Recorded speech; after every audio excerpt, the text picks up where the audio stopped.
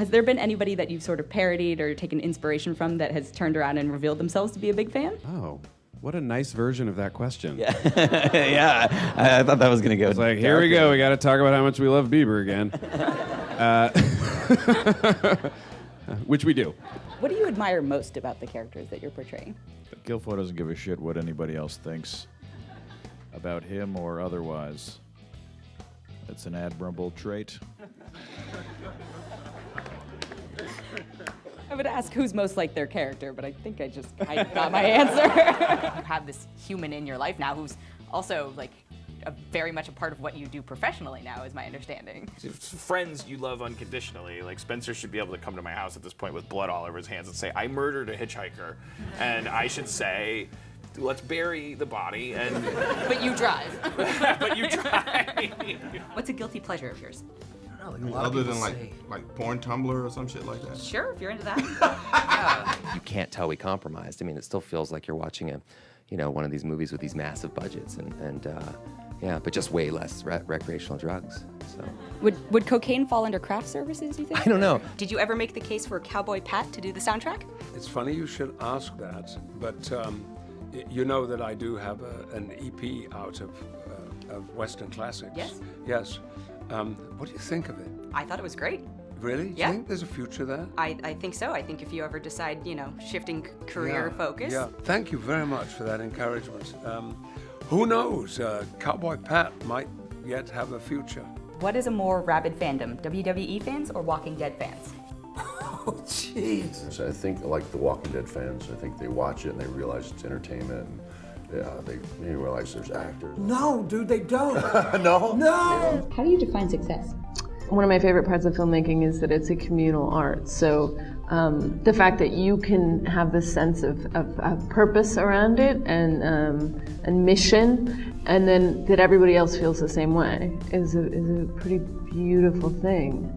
So that feels successful to me. It's not your first go around playing like a real character or a real person who you've had the opportunity to meet. How do you sort of make sure that you are presenting a performance but not making it a caricature?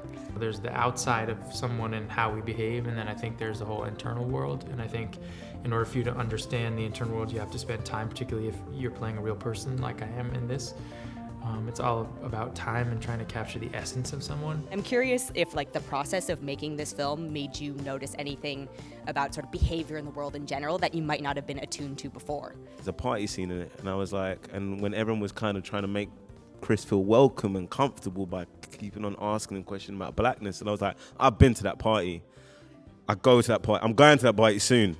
Oh, nice. What, you got spoons? Yep. That's awesome. Amazing. Did you get to print that out? I was going to say, yeah. I had a bring picture of a spoon already. I was like, oh, I've been waiting all these years. It's so weird that the stock photos were of spoons. You made this amazing decision to kind of try and reinvigorate and reincorporate practical effects. Can you talk about that a little bit?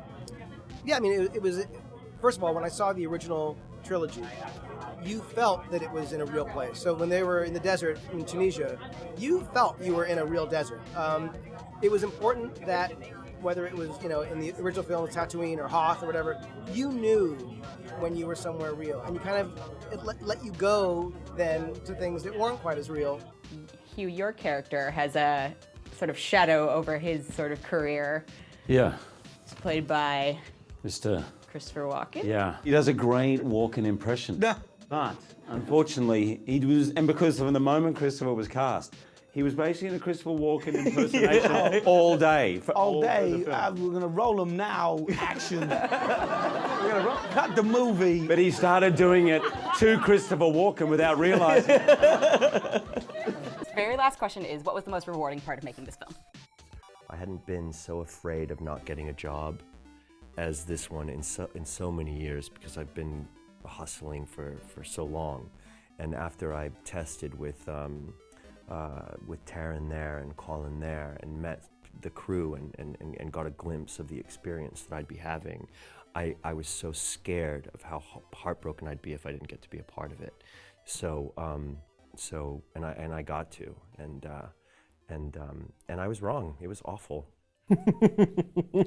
They were jerks, and I'm so glad it's over. Moving on. And with that, thank you all so much.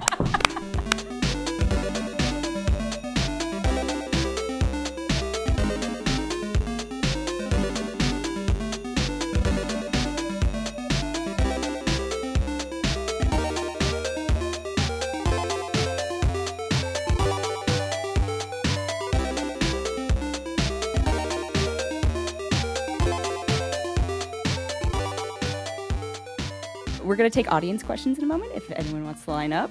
Thank God. No, I'm kidding. You've been doing great. You've been doing so great. You've been doing amazing. Thank you very much.